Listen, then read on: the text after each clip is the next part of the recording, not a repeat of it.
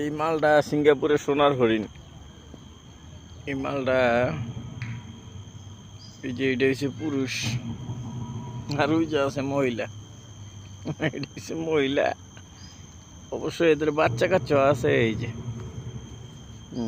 এই যে একটা, এই যে একটা, ওই যে একটা, মানে মূলত এটা একটা ফ্যামিলি।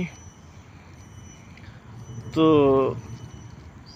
এই যে এটা পুরুষ, ওই যে মহিলা, বাচ্চা কাচ্চা, এগুলা মোরগ বা সিঙ্গাপুরে জঙ্গলে ছাড়া হয়েছে পরিবেশ রক্ষার্থে, মানে পরিবেশটা যাতে সুন্দর থাকে সেই জন্য।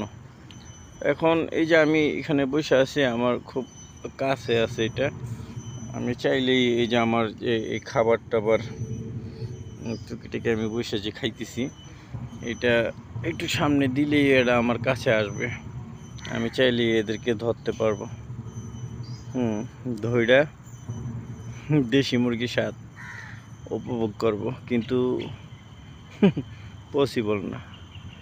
এই কারণেই না, এই জিনিসগুলা যদি কেউ ধরে তাহলে সিঙ্গাপুর সরকার তারে $5,000 জরিমানা করব। তার মানে এই মোরগের নিরাপত্তা কতটুকু এই সিঙ্গাপুরে। একটা মোরগ, কারো কলেজায় সাহস নাই যে একটা মোরগ বা একটা মুরগি এই জঙ্গলে ঘুরে বেড়াইতেছে। কেউ, কারো সাহস নেই কারো বাপের যে এটা দইরা জবাই করে খাইব, কারণ এটা দইরা জবাই করে খাইতে গেলে তো $5,000 জরিমানা। তো এই দেশের সরকারের আইন কেমন আইন যে একটা মোরগের নিরাপত্তা আছে? আর আমার বাংলাদেশ, সোনার বাংলাদেশ, আওয়ামী লীগ আর বিএনপির রাজনীতির বাংলাদেশ, সেই বাংলাদেশে হাজার হাজার, আমি আজকেও একটা ভিডিও দেখছি, একটা মহিলা খুব কাঁদতেছে যে ওনার ছেলে অটো চালায়, গরিব মানুষ, বেচারা সংসার চালায়, বেচারারে মাইরা গলা কাইটা ফালাই দিয়া তারপর অটো নিয়ে গেছে গা। মানুষের নিরাপত্তা নাই।